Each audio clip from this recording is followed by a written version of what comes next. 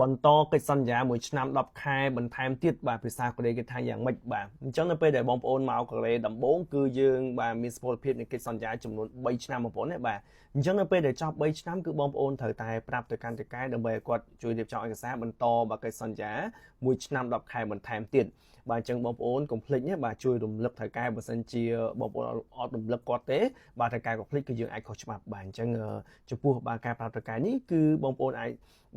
ប្រាប់គាត់ឬក៏សាកសួរគាត់ហ្នឹងគឺរយៈពេល3ខែ4ខែឬក៏5ខែជាមុនទៅដើម្បីយើងត្រៀមបាទខ្លាចពេលខ្លះទៅគឺយើងភ្លេចអីចឹងទៅគឺអត់បានទេបងប្អូនណាបាទអញ្ចឹងយើងអាចនិយាយបាទសួរថៅកែប្រាប់គាត់ថា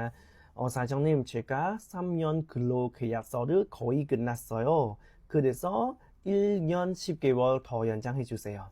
마장님 덩띠 마 사장님 제가 3년 근로 계약서를 거의 끝났어요. 그래서 1년 10개월 더 연장해 주세요. bà chân kêu dân anh chị bạn ní bà từ cài tới từ cài có đăng phẹp dương hay thà ô có xu dương chớ tha phốt ngày na đái phốt khai na đái ô chân là lấy chẳng bên so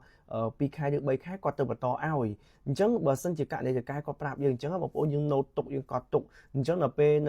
nơi so được thà kĩa bà so mà khai pi khai dương lực còn mà đòn tiền phôi được sai một ôn từ cài có là vô chan ca nghe có chan vì nhận chân con ai nâng ọt trăm được ngày đại bần to ởสมบูรณ์เพียบบาวิซาบ่យើងអញ្ចឹងបងប្អូនយើងសម័យខ្លួនផ្ទាល់គឺយើងត្រូវតែចាំបាទសពលភាពនៃការផុតកំណត់របស់យើងហើយយើងប្រញាប់ទៅប្រាប់គាត់បើករណីថាគាត់ភ្លេចអីអញ្ចឹងទៅបងប្អូនណាបាទនេះគឺជាការបង្ការកុំឲ្យយើងខុសច្បាប់បងប្អូនណាបាទអូខេបាទអរគុណច្រើនបាទសូមគោរពបាទជំរាបលាបាទ